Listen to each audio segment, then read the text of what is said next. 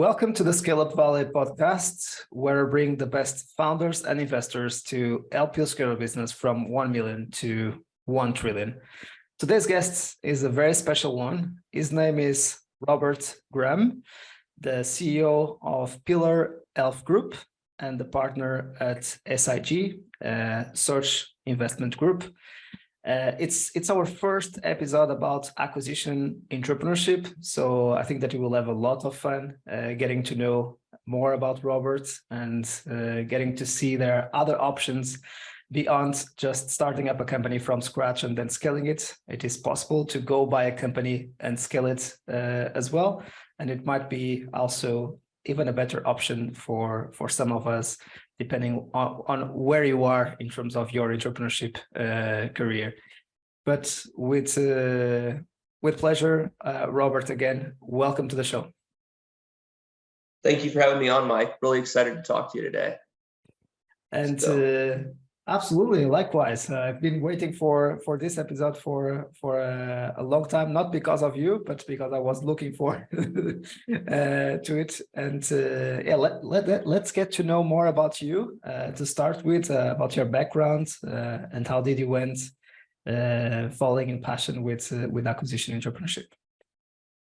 Absolutely, Mike. So my background, I was an engineer. When I graduated from undergrad, I was an engineer, and I worked for a company that had me move all over the country in different engineering and operations leadership roles, and really kind of decided early on that I wanted to own my own business one day. And so I did some research on how to do that, and I, just kind of made the decision myself that the best way to go about that was to learn how to buy and sell businesses before actually finding one and acquiring one. And so I got really lucky, and I got into Harvard's MBA program, and went through that whole program, that MBA program, where they teach entrepreneurship through acquisition, which is the whole idea of, you can be an entrepreneur by not just starting companies, but also by going out and finding companies to acquire and then growing and improving them. So not starting really from zero, but starting from Right. 2, still getting to 10, right? And so that's taught a lot at Harvard Business School. It's taught at Stanford. It's taught at Wharton. The top MBA programs all have ETA, or entrepreneurship through acquisition programs. I didn't actually take many of those classes. I took more of the M&A focused classes. Right. That are more focused on like corporate M&A. But when I graduated, I had several classmates who did entrepreneurship through acquisition. They actually did self-funded searches or traditional search funds and acquired small businesses. And, I went to work at a private equity fund and got to see all my, former section mates and classmates have success doing this. And so I decided eventually that, after about a year in private equity, I decided to go out and do it on my own. So I partnered with a business partner, and we searched for a year and found a small group of healthcare companies. It was a home health, home care, and hospice company, 3 of them together, commonly owned in Dallas-Fort Worth, Texas. And so we ended up acquiring them back in 2019. And that's really how it all started. I always wanted to be a small business owner, and I went down this path and did a small leverage buyout to start, down the path. Yeah. So a lot of new concepts for the ones who are not familiar with acquisition entrepreneurship, kind of the search funds, the traditional approach, or the self-funded search approach. But don't worry, we will get there, and we'll explain this with a little bit more of the detail a little bit later on. But typically, This sounds kind of, if you don't have an M&A background, it sounds a bit scary for people who are listening for this for the first time, right? So, and second, when you say that you started with a group of 3 companies from scratch, so I would say, maybe let's consider to start with 1 company. It seems that you already started with 3 in mind. What has been that initial process? So as you said in the beginning, you have been kind of in the operator role in a company before, then you evolved into a private equity firm where you got even more exposed to M&A, and later on you started Pillar Health Group.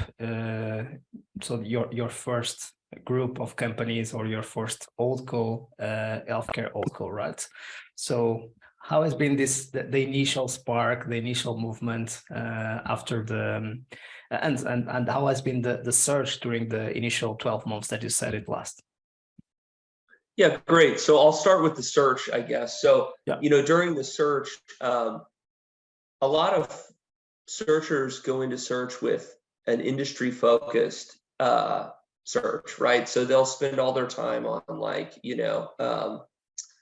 dental offices, or plumbing, or they'll pick an industry to focus on. I did an industry agnostic search, so I was looking at many industries, and with more of a focus on industries that had roll-up potential. Okay, and so what I mean by roll-up potential is fragmented industries where there were benefits to scale, where we could, potentially have a long tail of growth, Right. related to further mergers and acquisitions. Okay. And there's a lot of examples of roll-ups out there your listeners probably may be familiar with, companies like Waste Management in the United States, Blockbuster before it actually, turned to nothing, which is unrelated to its model as a roll-up, but that would be another example of a roll-up. There's many examples, but so Right. I was looking specifically at industries that were, number one, could handle leverage, right? So there are certain industries that are highly cyclical, so I wasn't looking at any industry Right. like that, because I knew I wanted to do leverage buyout and multiple leverage buyouts. And Mhm. so, and then the other thing was, looking for something in an industry where a roll-up made sense. And so home healthcare and home care actually did meet both of those requirements. And so, but I looked in other places as well. And it just so happened that these three companies were commonly owned by one owner. And so we went to him and made him an offer, and we're able to start with three. But they were, three small companies. If they weren't commonly owned, it would have been much more difficult to start off with three. And so after we did that initial acquisition, we waited, I think it was about a year and a half, 2 years. And then we made another acquisition in Oklahoma. And then we made an additional acquisition in Arizona about 6 months after that. And then our final acquisition was in November of last year, so 7 months ago. And so total now it's 6 acquisitions. And when we started Pillar Health Group, just to give you some idea of the financials behind all this. So the initial 3 company group that we bought was pretty small. It was 6 million of revenue and 1.3 million of EBITDA. And we ended 22 at 10 million of EBITDA, and 10 million of EBITDA and 40 million of revenue. So it's been significant organic and M&A growth. It's been a mix of the two, but so it's we're very happy with the growth we've had over the last, call it 3 years. Yeah. So that's why you almost started with 1.3 million EBITDA, and you were able so you started in 2018. So in 5 years, you were able to get to 10 million EBITDA, right? So which is quite impressive. Yeah, it's been a lot of work, and it's a mix of organic and M&A. But the industry, the home health industry in particular, which is the one we picked, was a really good fit for this type of strategy. So we were able to acquire providers at reasonable multiples, and and then basically bring expertise that we've already built up into each business and grow it further. So yeah, it was, and I'll say also, we were just kind of lucky because the home health industry did relatively well through the pandemic. So, and that was just, really by chance. So we were very lucky in that respect, because many other areas of the economy obviously didn't do as well. And especially if you've done a leverage buyout, that can be a really dangerous kind of a situation for someone who's acquiring companies with that. But luckily, we picked an industry that was non-cyclical and also pandemic resistant. Right.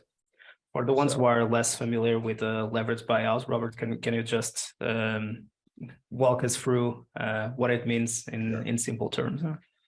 So I'll give you an example deal, Mike. So I'll give you like the average SIG deal, which is the advisory firm I'm part of, where we help talk about entrepreneurs buy companies.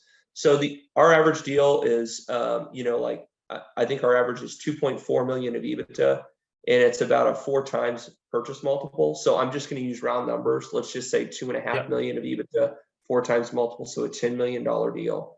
Okay. So the purchase price would be 10 million in this example. Right. And the way we would fund that is we would go, we'd utilize a series of capital sources, because you got to come up with $10 million to buy this company. Right. If you're going to buy out 100% of it, right? And so we would start with debt, and usually on a company like that, we're going to use like a couple of forms of debt. So in this example, we might use 5 million of SBA debt, and then we could probably get another $1 million of commercial debt in there. So that's 6 million of senior debt, commercial and SBA. And then we might be able to go out and get a seller note from the seller. So let's call that another 20% of the structure. So the seller would actually loan us money to buy their own company. It's very common in small business acquisitions. And then we've got a $2 million gap left. Well, we would go raise that from investors.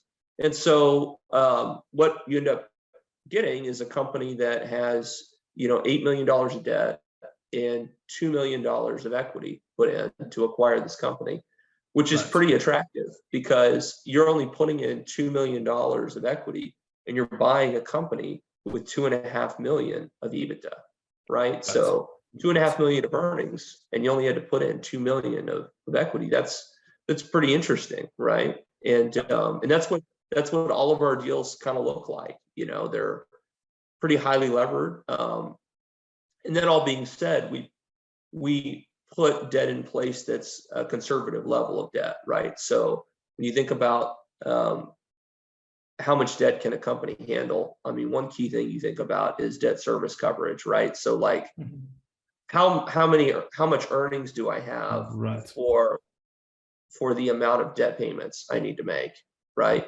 And you want the earnings to be significantly higher, or the cash flow it's really not earnings, it's the cash flow that's available to pay the debt payments. You want that to be considerably higher than what the debt payments are, so that even if the company, shrinks or goes through a difficult time, you'll still be able to make your debt payments.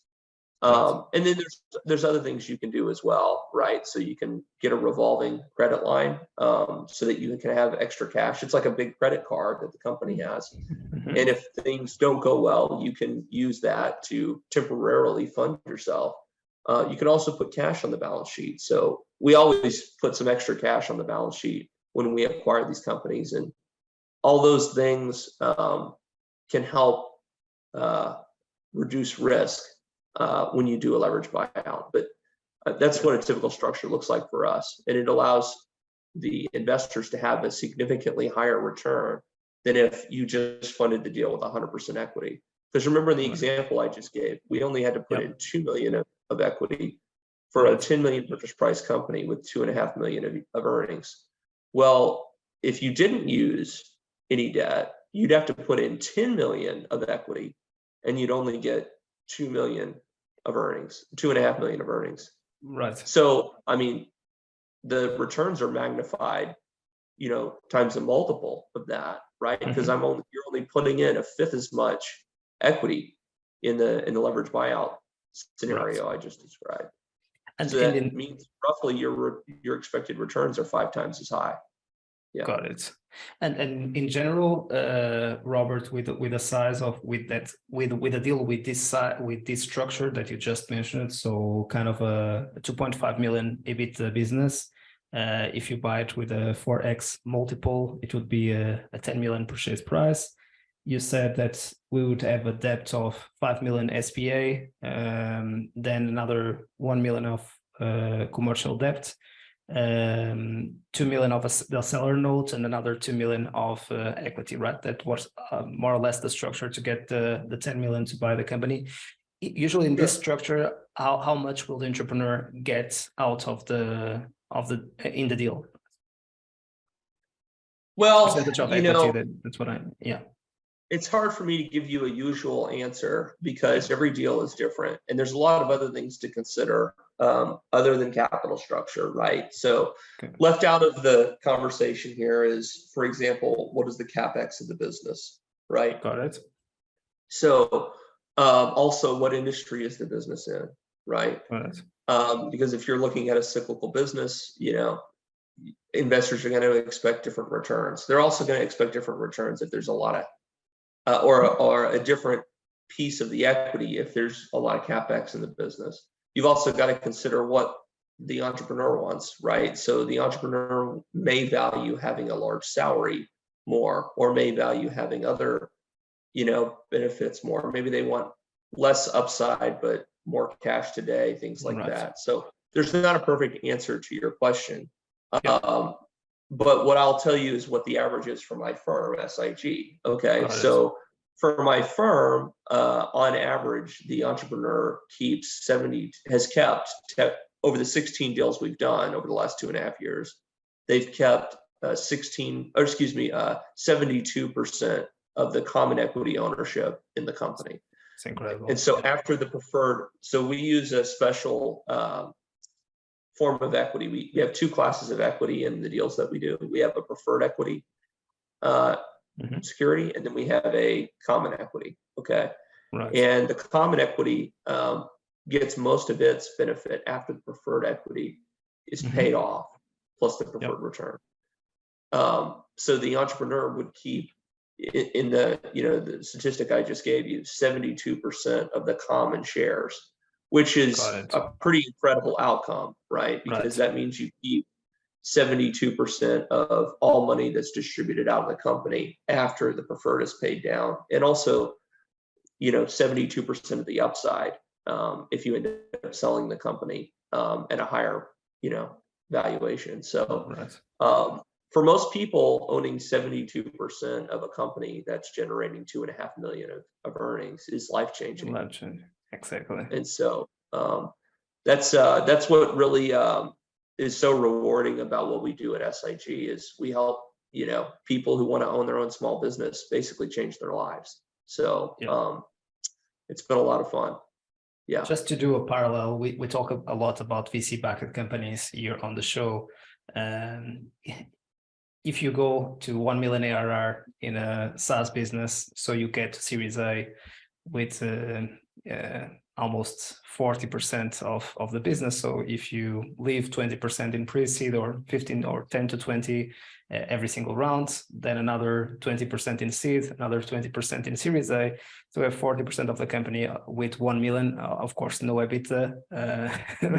And later on, maybe at Series C, and you are already in a very successful stage in a VC industry, you might get the final 20% of a business of 10 million. So here you are buying a business of 10 million revenue, potentially 2.5 million EBITDA, and you are getting not the 20%, but on average the 72%. Just to kind of compare, of course, that's different types of businesses. The upside of a VC-backed business can be higher, but of course the probability of getting it is much lower than moving in this direction. Another thing that you said is the SBA loan. Of course, this is specific for the US audience and even the ones who are interested about this in Europe.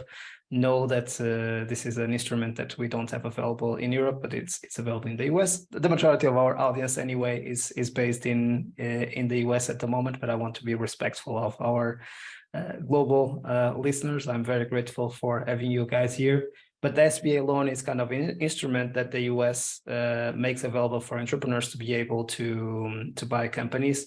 Robert, can you just explain a bit for the ones who are less familiar, what is kind of the SBA loan in a very simple terms, because you understand better the vocabulary than myself. Yeah, happy to explain that, Mike. And by the way, I agree with all the assertion, all the points you just made. VC is all about upside potential, right? This is a much different path. You're buying usually a stable company without, it's probably not going to become a billion revenue company. Okay. Right. We're buying like, plumbing, large plumbing companies or, large home healthcare companies. Yeah. It's just a different thing. So, what I was going to say, so on the SBA program, one key point, because I know you've got a lot of non-US based listeners, you don't have to be a US citizen to take advantage of the SBA program. I think you have to be a resident of the United States, but the key thing is the company has to be headquartered in the United States. Okay, so if the company's not headquartered in the US, it's not eligible for SBA financing. But the SBA program is a really unique thing that the US has. And for the most part, I don't do a lot of international investing, but my understanding is that very few other countries have a similar program. But what it is basically the US government has a program where they tell lenders, if you lend potential, business owners or folks who are current business owners, if you lend according to these criteria, the US government will guarantee a large percentage of the debt. Okay. And historically, that percentage it's fluctuated, but at one point it was 75% and it's gone to 90%, and it changes. But anyway, long story short, the vast majority of the debt is government guaranteed. And so let's say the lender makes, in this example, there was 7-8 SBA debt of $5 million in the transaction we've been discussing. Well, if that company ended up going bankrupt for whatever reason, not being able to repay its SBA debt, that lender who lent the $5 million could then go to the SBA, the Small Business Administration of the US government, and say, hey, I went through and I checked all the boxes and I made the loan according to your criteria.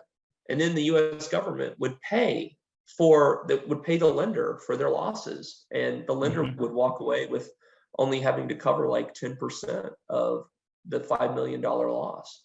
So that really encourages the lenders to provide these loans because their losses are capped to a very small portion of of the total loan that's made. It's an incredible program, and some of the pieces of the SBA loan program that are so attractive to entrepreneurs is you can get up to 90% leverage historically, and then even 95% if you use a seller note on full standby, so with no payments.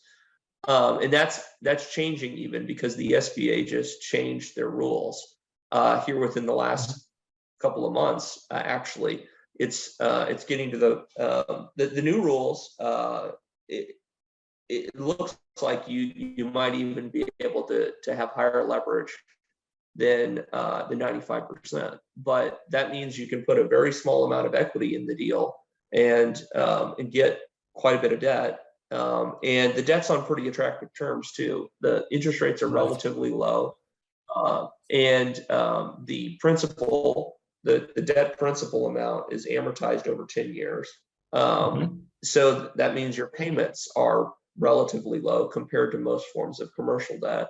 And then you don't have any financial covenant, right? So other forms of debt, whether it's, other forms of debt used for acquisitions generally are going to have financial covenants, and they're also, it's not that common to see a 10-year term, 10-year amortization debt. So it's pretty attractive debt, and it also allows you to have that amount of leverage like we talked about earlier.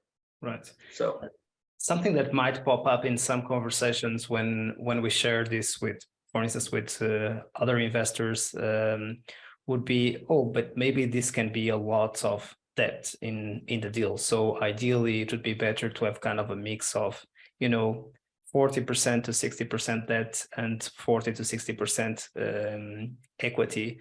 But it's interesting what you were talking about also, that this program allows you to have a much better interest rate, much better conditions, maybe a larger period to be able to pay back the loan.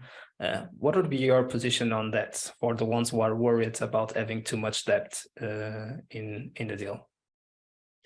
Well, that's a really interesting point, Mike. So let me use a little bit of the Socratic method on you here. Okay. Why do you think people are concerned about debt in a company like this, in an acquisition? What's the reason?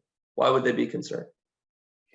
I think it's really about if we have enough cash flow, as you said before, and this should be related with the EBITDA of the business, and that's why it's important to be a business that has a good margin, that is able to to pay for the growth of the business, and of course the debt that you need to pay in order to pay the loan, right? Right.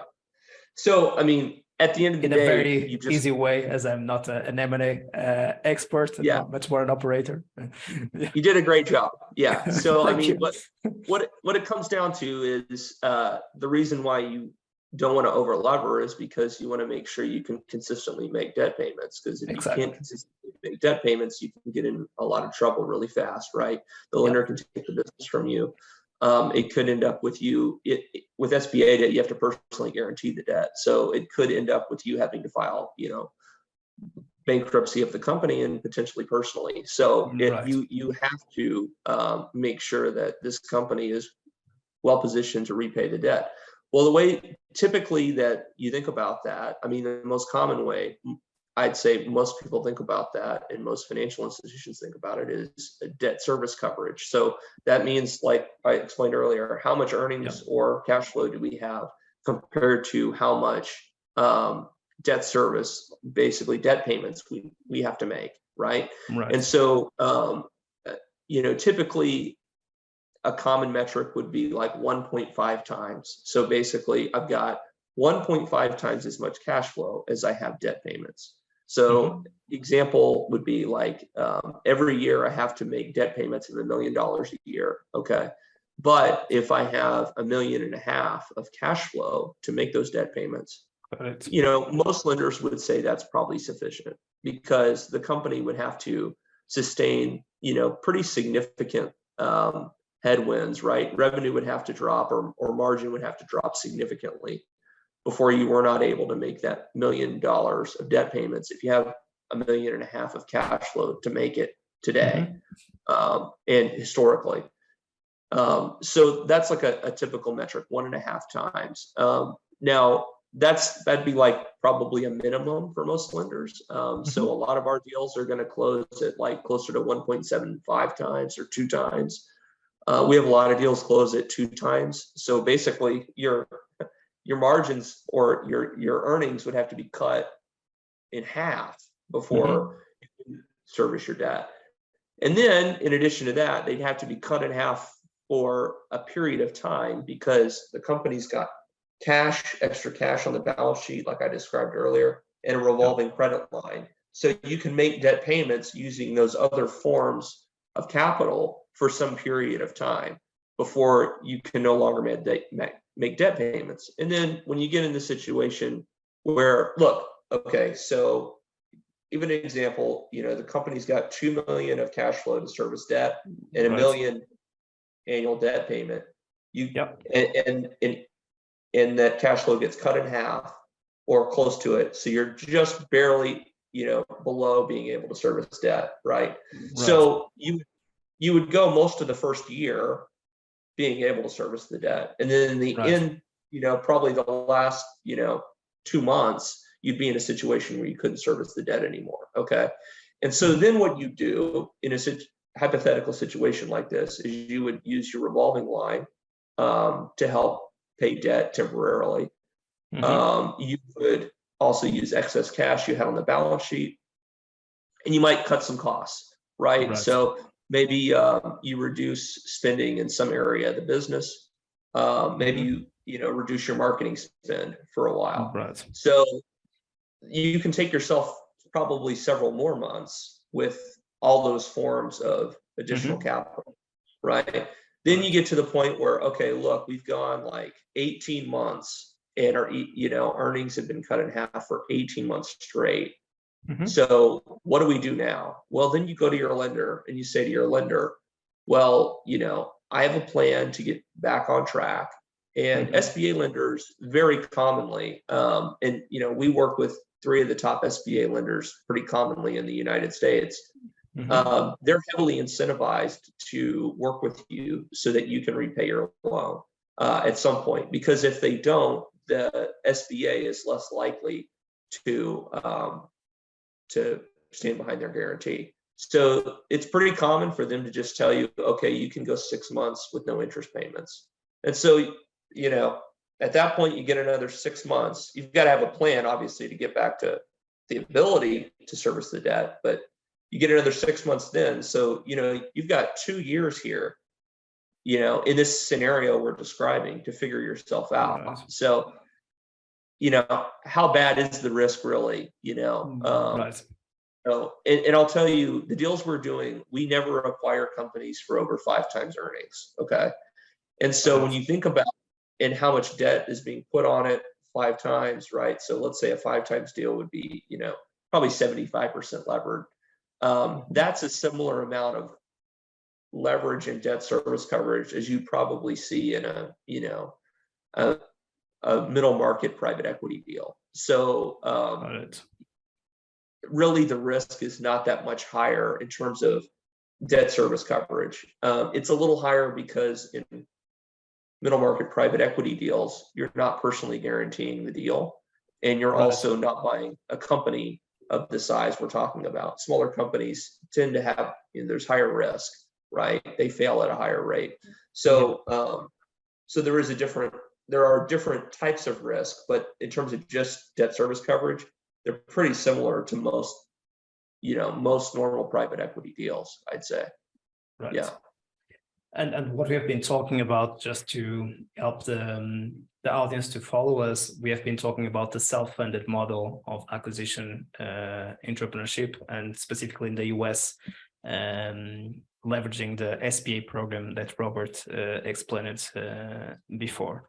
There is another model to do entrepreneurship for acquisition, which is the traditional model, and we will get there, especially the traditional versus self-funded. But I wanted to make the point that first, for the ones who are going through the VC route, it is possible to go through entrepreneurship acquisition route and kind of compare the risk reward scenarios from VC to acquisition entrepreneurship, starting with this self-funded approach, going through the SBA Loan Program, which was the one that you used to acquire your first 3 companies and building your let's say your roll-up, which is called the Pillar Health Group.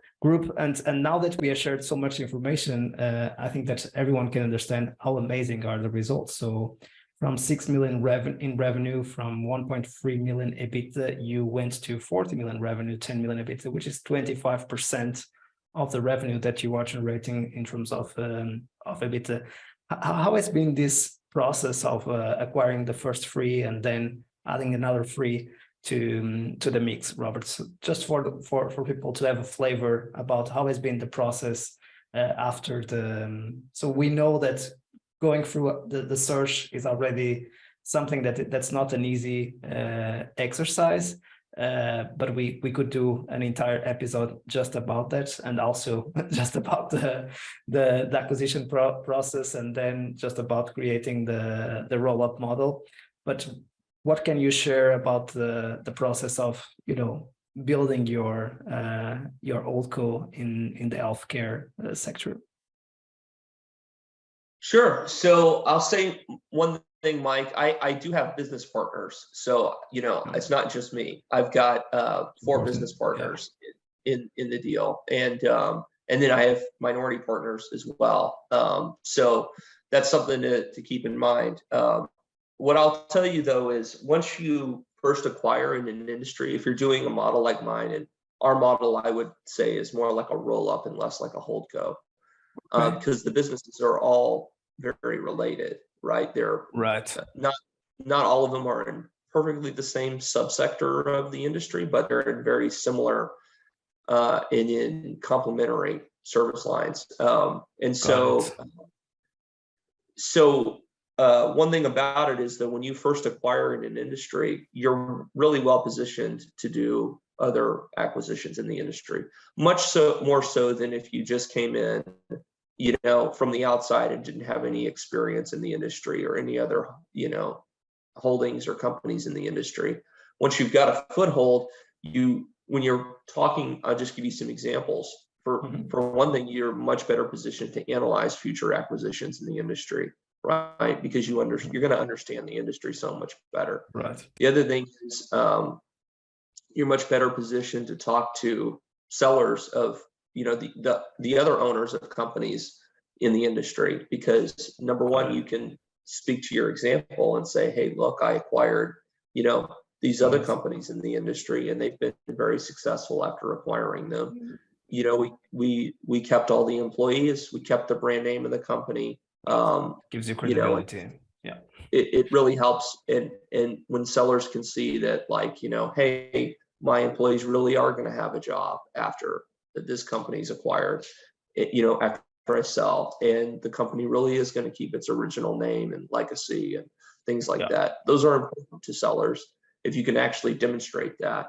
And then you can also speak on the same wavelength as the seller, right? So when you have conversations with these business owners, you can talk to them about current issues affecting the industry. You can talk about more in-depth things about the company. When you're coming from outside the industry and just talking to a business owner, it's much harder to have those conversations. And the owner is always going to be asking himself, can this person actually run this business? Can they actually buy this company? And can they actually run it after they buy it? Well, we clearly can run the businesses because we've done that and grown them. The other thing is we clearly can buy businesses. So a lot of people are out there saying they want to buy a small business. Might be surprising to some of your audience, but there's a whole ecosystem of, you know, how there's a VC ecosystem. There's a whole ETA, entrepreneurship through acquisition ecosystem. And that means there's a lot of people running around, you know, saying they want to buy a small business. Well, a lot of those people are not qualified to do that, right? They shouldn't, you know, they're calling business owners and they have no way to come up with the capital to actually buy the company, right? Or, you know, they're presenting themselves in ways that are, you know, not exactly accurate. And so business owners, obviously, you know, they don't know what to believe, right? They don't know if you're for real and if you can come up with the capital to actually buy their company. And the intermediaries, the business brokers and investment banks don't either. So if you have a proven track record to show, look, we've acquired multiple companies, then they know, well, this person can come up with the capital. This person can actually make this work. So that's made our ability to grow through acquisition so much better. And it's also, you know, we've had this continuous learning and compounding effect of learning from buying the first one, learning from that experience, and then buying these others and doing it over and over, right? The more times you do something, we learn how to grow organically. We know how to do acquisitions, and we've been able to apply that multiple times, right? So it becomes, you know, have you ever heard the saying, making your first million is the hardest? Yeah, absolutely. A lot of like entrepreneurial people will say that saying. Making your first acquisition is the Making your hardest. first acquisition is the hardest too. Once you make your first acquisition, it's much easier from there. Generally speaking, that's I think most people who do this have that takeaway. So, Right. yeah. Because maybe I was really making the point that you bought three companies in the beginning, but it was really you bought one company that adds three companies, right? So it was not kind of, you know, going through three different processes, buying three different companies at the same time. This would be almost a recipe for failure for any new person that is starting to on this world to buy their first company. Well, so they were three separate companies. It's just that they were commonly owned, right? So it was three separate transactions, but they were commonly owned. So we were able to coordinate that very easily. Now, if you had three separate companies owned by three separate people, that would be very difficult to pull off because you'd have different timing of the different transactions. And, you know, just having three close at once is very difficult because a lot of the companies that you look at to acquire in this space don't end up being acquired. There's a lot of transactions that get started that don't end up closing. So just doing that with three total separate owners and everything would be very, very difficult to have happen. Yeah. So that this is the same owner, and it's also important. It would be important for you to, you know, have at least 1 million EBITDA in the deal. That's why it was important to have the three companies all together. Then you have the sum of the EBITDAs of the different three companies, and you got to the 1.3 million EBITDA, right? So maybe below that, I'm not sure how to cover this, but having in mind the audience, if you went to buy three companies with 600K EBITDA, so 200K each, it might have not been interested for you as an acquisition entrepreneur and to go through the SBA loan program, right? So that's why typically the threshold, the minimum is at 1 million, maybe a little bit below, but usually is there, right? Well, that's the minimum for SIG, my advisory M&A firm. That's the minimum for Pillar Health Group too, right? So both organizations that I'm associated with, we don't ever buy companies with less than $1 million of EBITDA. But that being said, people buy companies with less than $1 million of EBITDA using the SBA program pretty often. Yeah. So you can buy a company with, you know, a very small company with the SBA program. I don't recommend people do that, but you know, people do that. So people buy, you know, 200K EBITDA companies with SBA loans. It's reasonably common. The problem with that is, you know, just think about your risk versus reward, you know. So when you take an SBA loan, you have to personally guarantee the loan, right? So it is a considerable amount of personal risk you're taking.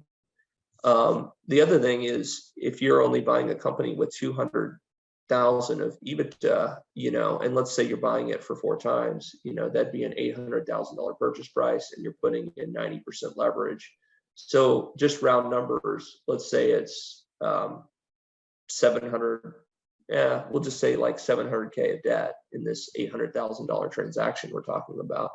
Well, the 700,000 of debt, you're going to have 10-year principal amortization, so 70,000 of principal amortization payments, and then you're going to have, you know, 10% interest, which is what floating interest rates are right now. About I'm using all round numbers, so that's another 70K, right? So you've got $140,000 of debt payments coming out of your $200,000 roughly of EBITDA, and I'm not doing a tax adjustment because you get a tax shield potentially and all those kinds of things. These are just round numbers. So 200,000 less 140, you're only left with $60,000 a year. So I would tell most people, instead of buying the $200,000 EBITDA company, you should probably just go get a job, you know, because you don't have to take like all this risk and like go through all this, it takes a long Got time to it. find a company to buy too.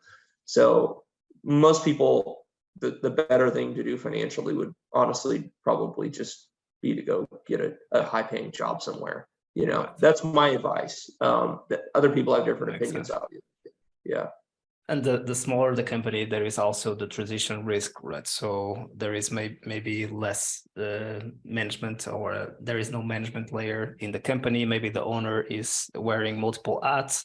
So when you get in and you don't understand the business, and if there is no leadership team or key people around you to support you to manage maybe a new vertical that you don't know well, it will be, again, the risk will go up a lot. It's And true.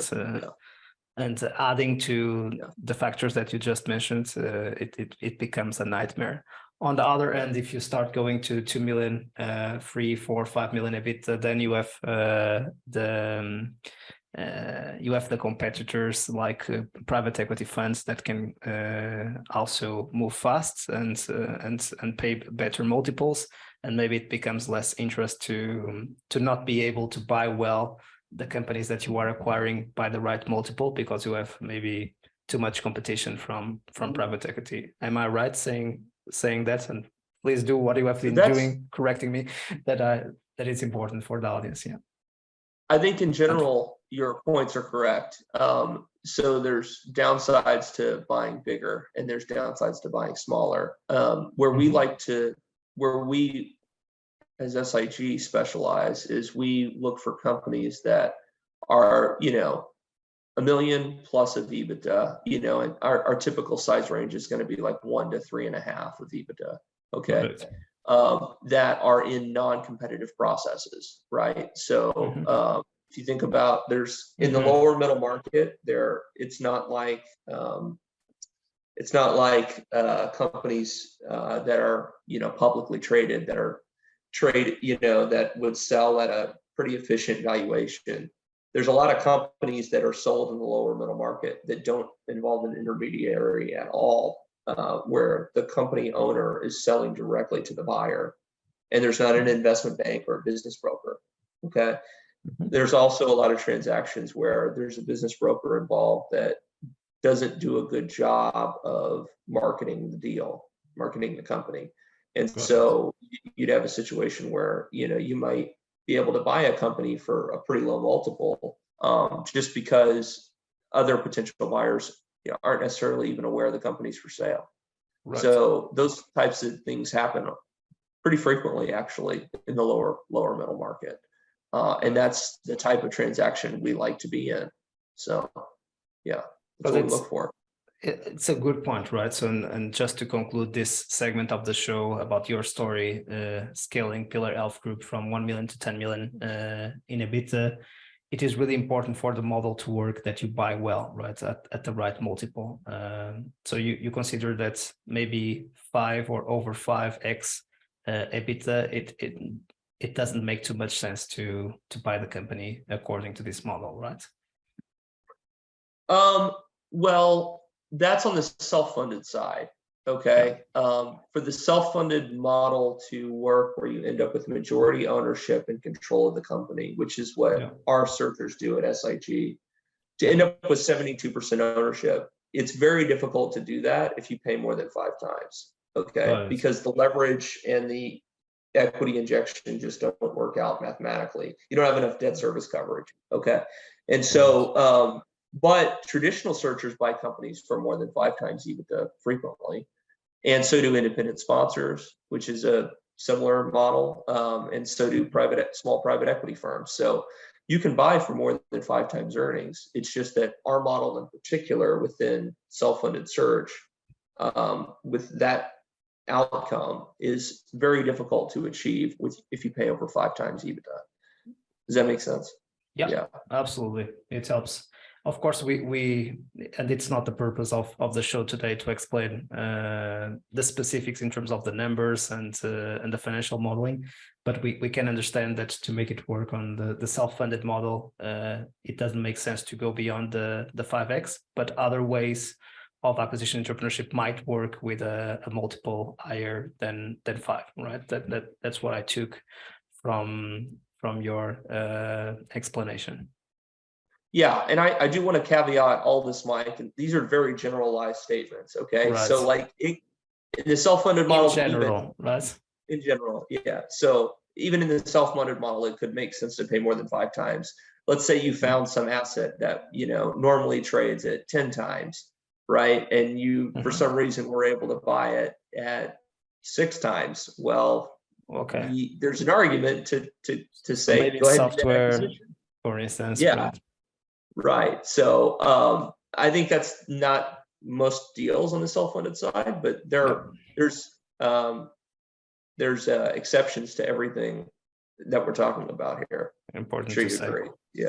Yeah. Thanks for stating it, Robert. And just to conclude this chapter on what is the future for you in terms of the Pillar Elf Group? Will you keep buying additional companies for the next 10 to 20 years?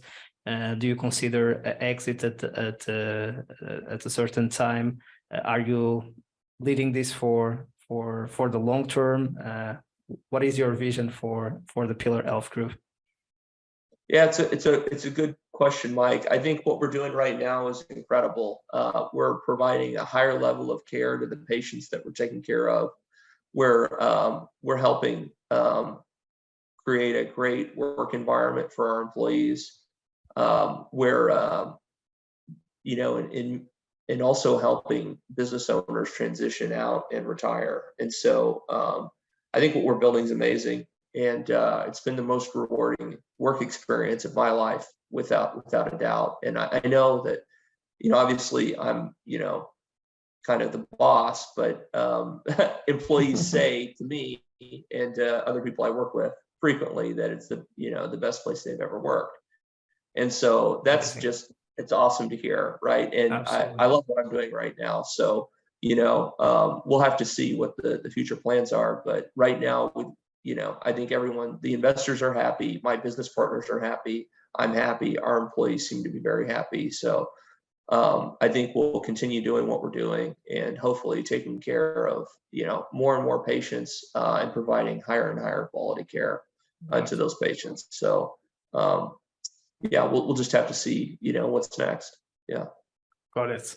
So it is important that it's not all about just acquisitions, and the financial reward is a consequence of the vision of the company and of the service that you do, right? So it's important that at the end of the day, sometimes we start using this M&A jargon, but it's the same that we do in startups. So there is a purpose behind what we are doing. There is a vision, there is a mission. And there is also, I like to say that strategy is very personal, right? There is no right or wrong. There is what do you really want to do and what touches you and what you want to impact, right? So, of course, yeah, we might have decisions that make more sense or less sense from a vision and financial perspective, but a lot of them are very personal. So different entrepreneurs would take different decisions according to their own purpose, incentives, and even better. So when we have a leadership team leading the company, the opinion of the leadership team and the entire team will be also important for the future. And that's the moment that maybe the founders start sharing even more the future of the company with the leadership team and the whole team about what's next for us as a team. It starts being less me and more we, right? Absolutely. Yeah. Sorry about the philosophical part. I like. I feel much better here. The only part of that, I do think there are bad strategies in this space. Okay. I've seen them. What I think, a lot of it is personal. And So to your point, right? I think that a lot of it is, personal. Like, hey, whatever your mission is, that can be your personal thing. But you do need to, I think that there are good and bad strategies in certain industries. I've observed that personally. Yeah. So thanks for challenging me back on that. I really love everything else. I agree with. Yeah. Except that part. It's stated on the episode. We can have just one episode about that topic, and it'd be great to debate about the different arguments on that, and also to change my mind. Always learning. And so let's move to. So the first chapter has been started in 2018, and you keep leading Pillar Health Group. And in 2020, you decided to found Search Investment Group, SIG. As you let me know, why did you, let us know why did you decide to start SIG, with what purpose? You have already introduced it a bit, SIG, during our conversation, but yeah, let us know a little bit more about SIG and your vision with SIG. Absolutely. Yeah. Thanks, Mike. So when I did my first, acquisitions, I had a strong operational background. I had led business units before, and but I had never bought a small company before. And what we realized, I think my business partner and I, in going through that, and our third business partner also in SIG, what we realized was that there were a lot of people who were tired of working in corporate America, who had great leadership experience, and who could be very successful owning their own small business, but had never bought a small business before. Yep. Right. And so we created SIG to help people like we were, people who had, operational experience and potential, actually go out and buy a small business. That's where we help, right? The M&A Yep. expertise. And so Yep. we help, entrepreneurs find target companies, submit offers on those target companies. Once an offer is accepted, we help them get through due diligence. So, the quality of earnings, so the financial diligence, the operational diligence, the legal diligence, all of that. We help with all those different areas. We've got an M&A attorney and a forensic accounting firm that we work with on pretty much every deal we do. And then we help them raise equity. So we help them find the right debt partner, the right lender, and we also help them find equity. And we invest in the deals ourselves directly on the equity side. And then we also have a network of investors that we work with on all of our deals, and we raise the remaining equity through those investors. And so we, all the way up to closing, we help the entrepreneurs get from the day they decide they want to buy a business all the way up to actually acquiring it. We started SIG 2.5 years ago, roughly. And that was the whole purpose of it, to help, people who wanted to own their own small business do it. And we've helped 16 acquire companies since we started. And, like I mentioned earlier, on average, companies with EBITDA of 2.4 million, a purchase price of about pretty close to 4 times EBITDA. And on average, they've kept 72% of the common equity ownership of the acquisition. So we're really proud of those results, and feel like we've helped 16 people pretty much change their lives. So that's what we started out to do, and so far we've had a lot of fun and success doing it. So. That's really an amazing story, and it's incredible. 16 acquisitions in 2 years and a half. So everyone who is going through Search or has been through Search and is now operating their company know that usually searchers go through the process over at least 12 and a lot of times 24, even in some cases 30 months. And so in almost 30 months the same, you help it to acquire 16 companies. So just to put in perspective how amazing it is, because for the ones who don't have benchmarks, this might be good or bad, but for the ones who know it, it is really impressive, and I love the mission and the vision behind what you guys are doing. And of course, thanks for saying that.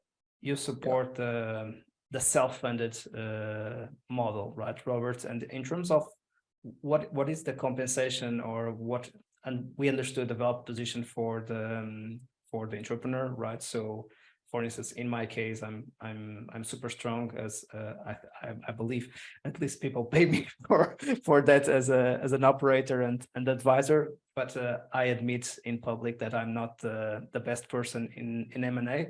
So it would be a good fit to have someone to support me in the M&A side, even just to tackle the fears, right? To not go through it for the first time, and it would be also, it would not make sense to not go alone through through it for the first time, because then I will be in a much better position if I have the right people around me. So what would be kind of the compensation that I would need to pay to SIG to be able to work with SIG, or what would be the criteria that I need to have also for being able to work with you guys?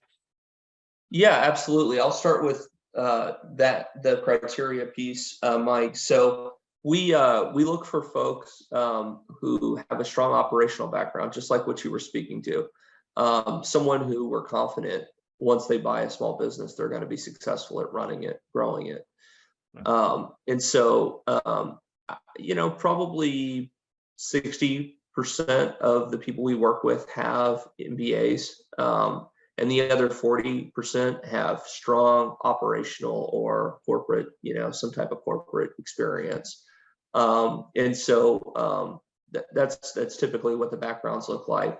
We really like working with people who have previously been in leadership positions, because generally speaking, if you're buying a small business with $1 million of EBITDA or more, you're going to have to lead people. And all the companies we buy, we're not buying companies where the owner is the sole employee. And wouldn't, that's extremely high risk, by the way, generally.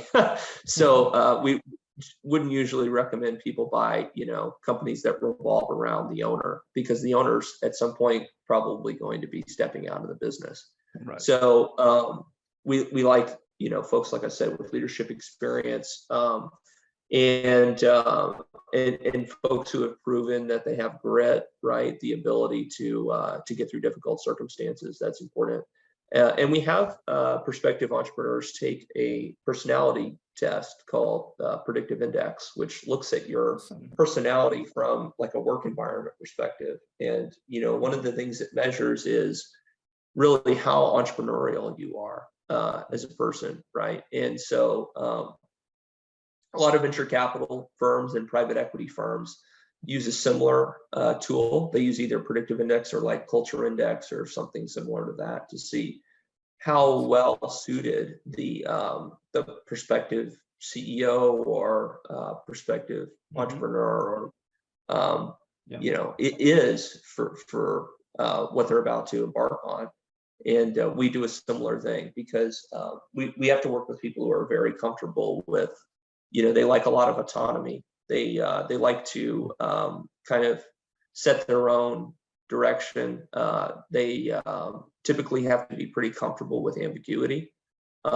So in this space, you have to be comfortable with ambiguity, because if you're not, you'll never buy a company. And there's a few other considerations also, but so I mean, we look at a lot of things, and when we interview prospective candidates, they complete an the process is usually they reach out to us, they complete an application, which is pretty simple. The application only takes like maybe 5 to 10 minutes. We do an initial interview with one of the partners or with the senior associate in our firm. And then they do, the next step would be to do the predictive index, which is the personality test. They take a small like intelligence test, which, we don't really highly, put a lot of weight on that, but that's part of the predictive index that we do. And then they give us references. So we do a reference check, and obviously we do like a background check. And then we do a full a full firm interview where they interview with all 3 partners and, well, really the full firm in one, like a Zoom meeting. Oh. And that's usually about an hour. And part of that is just getting to know each other. And the other part is, asking some difficult questions, So some criteria we have to have for applicants are they've got to be willing to move. They can't just, be willing to search within 10 minutes of their home, because it'd be very difficult to ensure success if you weren't willing to move areas. There's just not enough high quality companies for sale within 10 minutes of most people's homes. You got to be willing to move. You need to be willing to look at multiple industries to acquire. So you can't just focus in and say, hey, I'm going to buy, a plumbing company and nothing else. We encourage people to look at multiple opportunities in multiple spaces. They need to be opportunistic, and they need to be searching full time. So they can't have a full-time job and do this in their free time, because we dedicate a ton of our time to helping the searchers we work with. We only work with 6 searchers at any given time. So we cap our cohort at 6. And that allows each partner only 2 searchers per partner, because there's only 3 partners. So we're able to spend plenty of time with the searchers that we work with to help them, potentially, multiple times a day. When deals, start to heat up and move along, we're on the phone or communicating via email, or even in person, flying out to, looking at targets.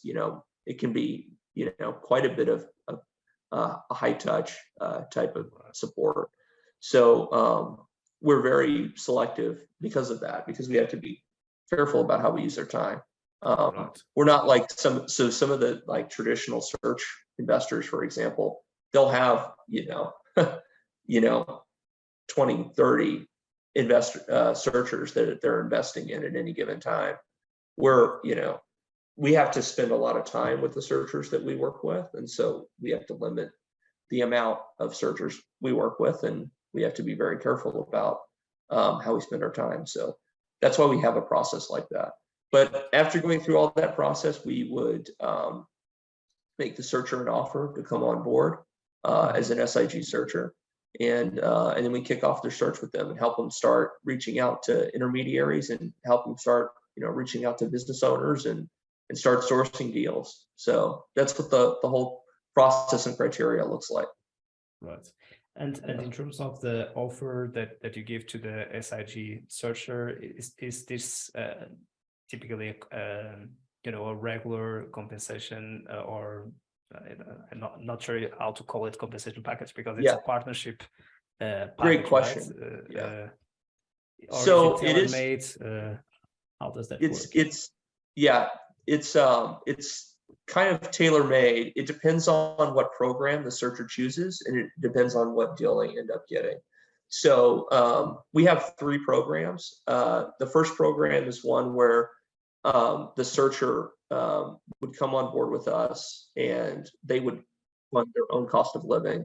They wouldn't get paid a salary. They would fund their due diligence costs. So the attorney and accounting firm I told you about, they would pay for those services themselves out of pocket, and then they would get reimbursed at closing for those services. But point being, they've got to really pay their own way. All costs are borne by them. That's the first program we have. The second program we have is one where we will actually pay the searcher a salary. It's very small. So historically, it's been $2,000 or $3,000 a month, but it's just enough to help pay rent, or some basic living expenses, and allow them to search for a longer period comfortably. And then we will also cover all the legal fees and all the accounting fees. So they don't have to come out of pocket for any of those fees during the search.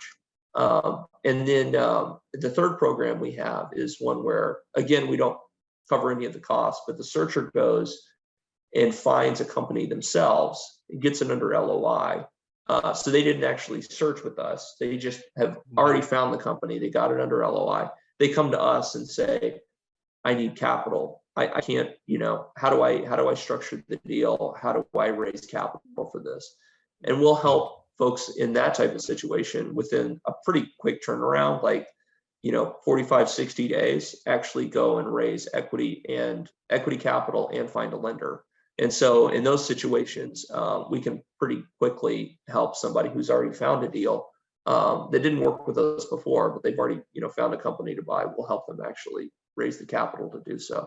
And depending on what program they choose, and also what company they end up buying, the terms look different to working with us. But I'll say in general, we view ourselves more as partners than we do as like a service provider like a, like an attorney or a QV provider, or an accountant, because we're really with the searcher all the way through it, so that's I think an important distinction. And we're with the searcher afterwards too. So we sit on boards of a lot of the companies that we help acquire. We don't have to sit on the board. Sometimes there's better people to be on the board than us because maybe they have direct industry experience, for example. So that's kind of our model.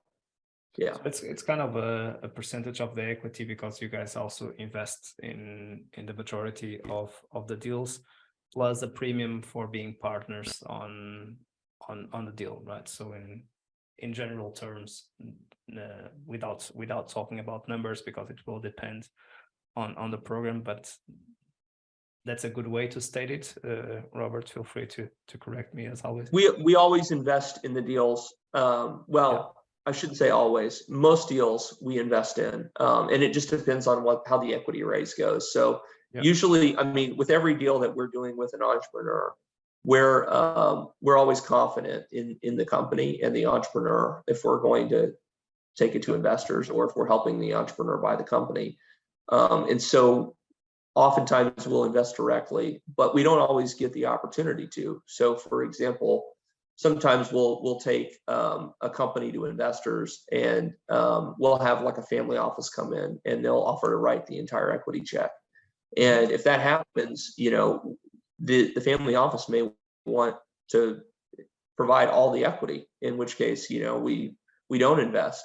And that's okay, and we also have situations where we've had several where we've raised all the equity in like 48 hours, and large chunks of the equity come from, potentially high net worth individuals with direct industry experience. And honestly, those are going to be better investors and board members for the entrepreneur than we are, because, what we're really, our expertise is in the industries that we're in, which is, going to be like, home care, home health, hospice, or, our business partners in grant writing and government services. But, if you're buying a software company, we have zero experience in software. And it would be much better to have software board members and software, investors in your deal if possible. So, every deal looks different for us to be, to give a standard. Yeah. Got it. Yeah. Sounds good. And it's incredible how time flies, but we had so much to cover. Here it's almost 2 firms, right? And so many models in terms of acquisition entrepreneurship. But just going quickly through the traditional model, because we talked a lot about self-funded, and we also mentioned the traditional model. So typically here, Robert, can you kind of in summary explain what is the difference from the self-funded to the traditional model? So I'd say, the big difference is going to be on the traditional model. You're usually raising like the average is like close to $500,000 to actually fund the search, right? So you get paid like a full salary, like can be $150,000 a year. I think the average is somewhere between $125,000 $175,000 a year. And then all of your due diligence costs will be covered out of that money, and all your travel costs and the cost of living and everything. Not all costs of living, but a lot of them. Right. And so, that's a model where you raise money before you find a deal. That's different than our model. In our model, you don't raise money before you find the deal. You raise money once you've already found the deal. And that puts you in a much different position as a searcher for many reasons. Number one, if you've got a great deal that you're showing to investors, it gives you a better negotiating position, right? And so on the self-funded model, you raise money once you found the deal. You usually use the SBA program, although not always. And you're typically ending up with a larger amount of control and ownership in the company. So like I mentioned, SIG's experience has been on average 72% ownership of the common equity. and then also majority control of the board with every deal we've done, except for one, which was a 9 million EBITDA deal. But he didn't get majority control, but that was okay because it was a 9 million EBITDA deal. So everyone else, the other 15 have been that way. Now on the traditional side, you don't, you get this $500,000 to help pay for your search. Once you buy the company, though, you've already agreed to terms with those initial investors. And so when you end up acquiring the company, you get this is the standard is 8 1/3 ownership at closing, 8 1/3 if you hit certain benchmarks, and 8 1/3 over time. So it usually vests over, several years or at closing when you sell. Okay. And so if everything goes great and the company, triples in size and you sell, you might end up with, at the top end, 25% ownership as an individual entrepreneur. So that means you've got to buy a larger company and you've got to buy a company that's going to grow, right? And so, because the average traditional searcher doesn't end up with even 25%, they end up with less than that because they don't hit the hurdles or they don't stay with the company until it sells. It makes a lot less financial sense unless you're buying a larger company or one that's going to grow significantly to do that model, because you end up with so much less ownership in the company. And that model can be great for high growth industries or larger companies, or ones where the entrepreneur doesn't have the ability to fund their cost of living, right? So they have no choice but to take money on these terms, because the economics are, definitely not as attractive on a similarly sized deal. So like if you bought a 2.5 million EBITDA company using the self-funded model versus the same company using the traditional model, hands down, if everything else was the same, the self-funded searcher would make, significantly more in the end than the traditional searcher would. But the traditional search model will allow you to buy companies that the self-funded model that I described earlier really won't. So you could go buy a SaaS company for 7 times EBITDA with the traditional model. And if you try to do that with the self-funded model, you could still do that with the self-funded model, but you're not going to end up with 72% ownership of the company, because it's just not going to work mathematically with leverage and, investor terms. So the traditional model is, different in quite a few ways. There's also almost never SBA debt used in the traditional model. The traditional model usually utilizes commercial debt, and the percentage of debt in the transactions is lower. So, traditional model, think you're buying like a 6 or 7 times EBITDA purchase price, and you're probably going to have like 40 to 60% debt. Okay. And the rest is going to come in the form of equity, and you're going to end up with, very common that you'd end up with, 8 1/3. I mean, the standard model is 8 1/3% ownership of the equity at closing. So those are the main differences. Yeah. So everything going well with the traditional search fund model, you will get almost 1/3 of the average of the self-funded model with your experience with SIG, of course, not the general self-funded deal, but we might also say that maybe it is also the common let's say equity package that entrepreneur gets, even if he does it alone without SIG, right? Or at least it will be higher than the 25%. So if you look at self-funded deals outside of SIG, they actually look quite different. So we did a study on self-funded deals outside of SIG. Great point. It's the only study on the self-funded space that I'm aware of in existence. It's on our website. We found, I think it was 270 something self-funded searchers, and we basically collected all kinds of statistics on what their deal terms look like and what their deals look like. And self-funded searchers as a whole, the ownership and the size of the companies, and it's quite different actually than the SIG cohort. So for a few different reasons, but one big reason is because self-funded searchers are often buying companies that are much smaller than what SIG would buy. Got it. Yeah.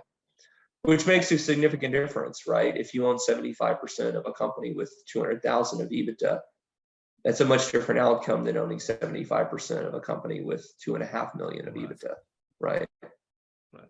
Yeah. So on average, do you remember what has been the result of the report that you that you guys? You're putting me on the spot here, Mike. I do not no know worries. the averages. So but we so will the find study out is by going yeah. to the self-funded study. Yeah. I don't remember the averages, but it's significantly smaller than the statistics I gave you on SIG. I know that. But the study is available for free. It's a free download from our website. Yeah.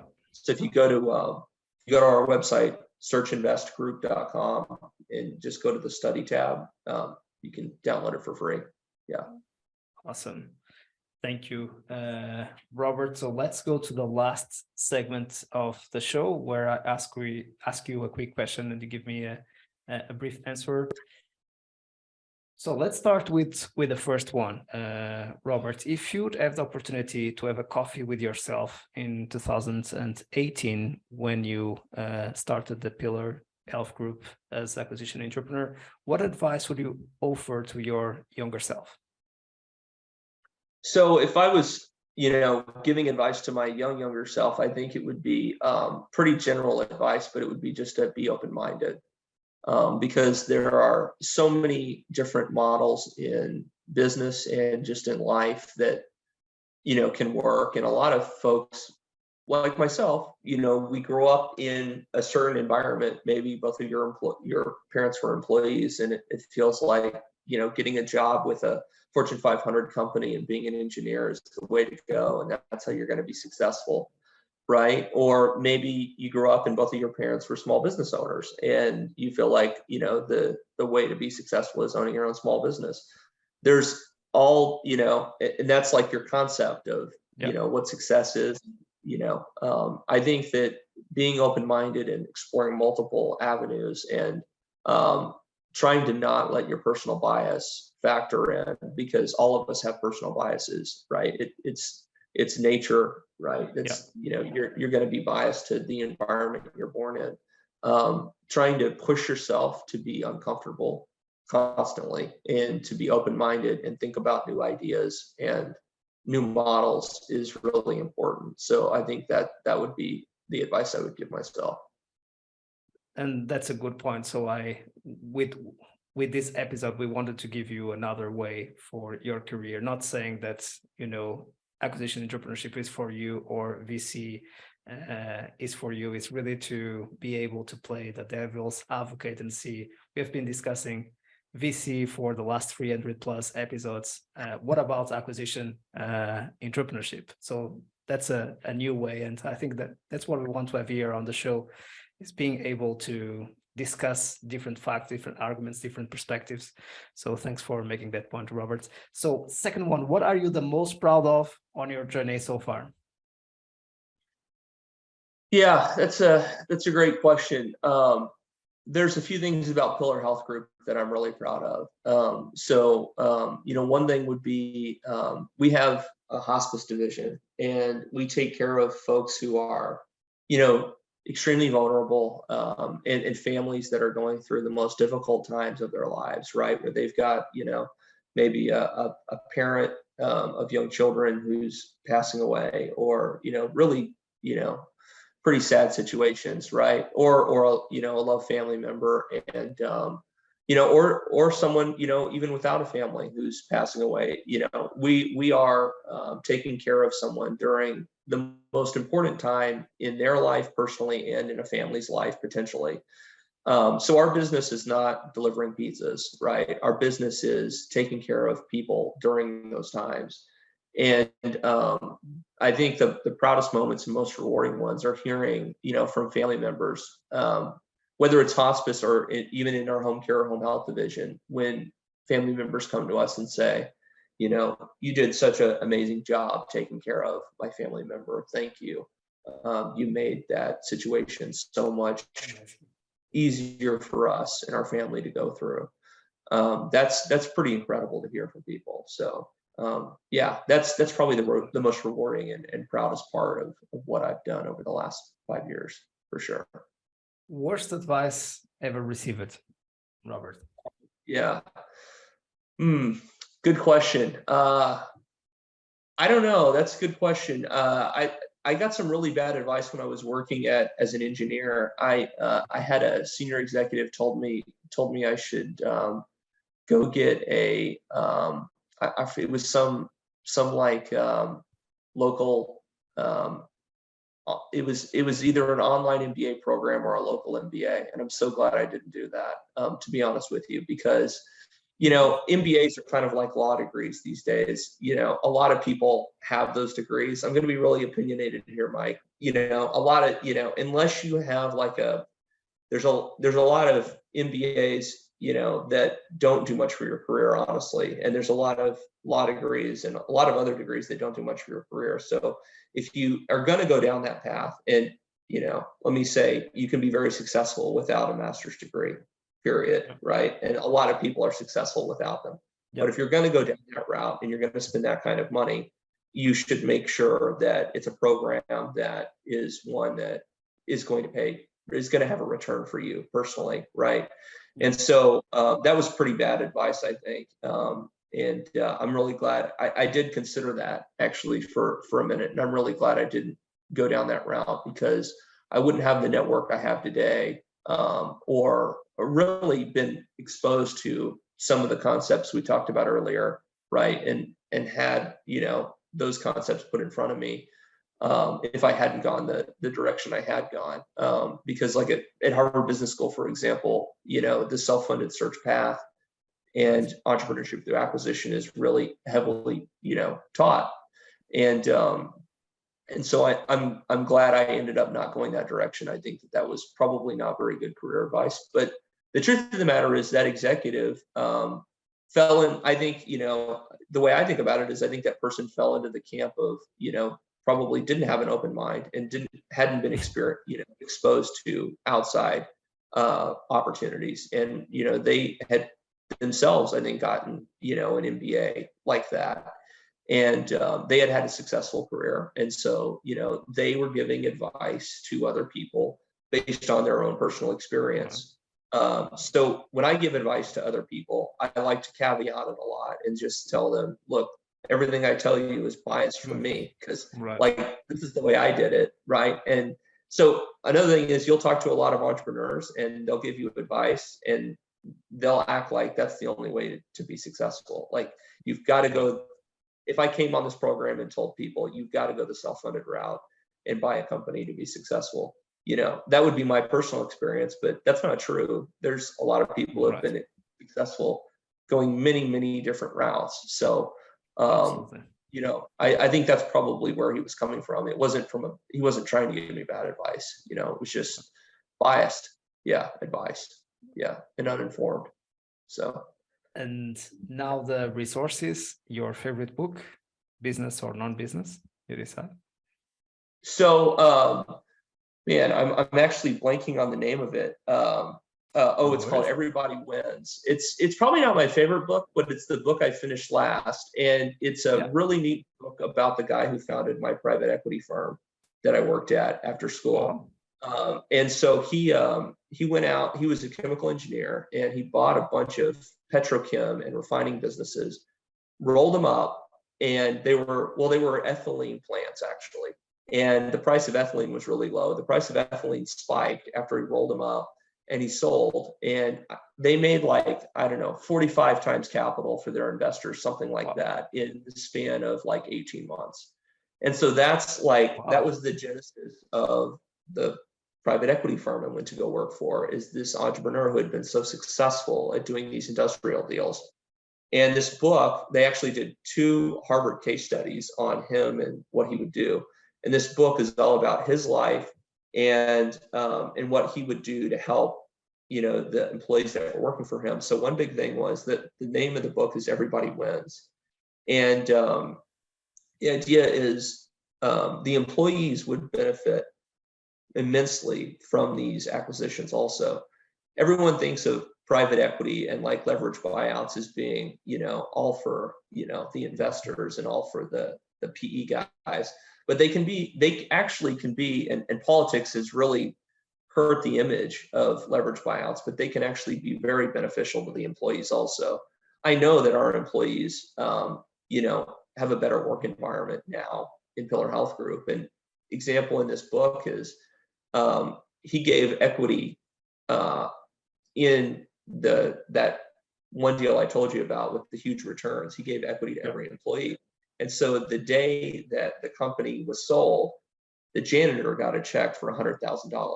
And this was in it was like in the 80s when this happened. So that was a lot of money. And so that's the whole idea. Everybody wins, right? And that's the right way to do business, right? So that, you take, you do take care of everybody, and, you don't have certain people, just taking all the rewards. So I love the book, and it's all about, how leverage buyouts and that form of capitalism can actually benefit, many members of our society and make businesses better. So, love it. Yeah. Your favorite movie or series?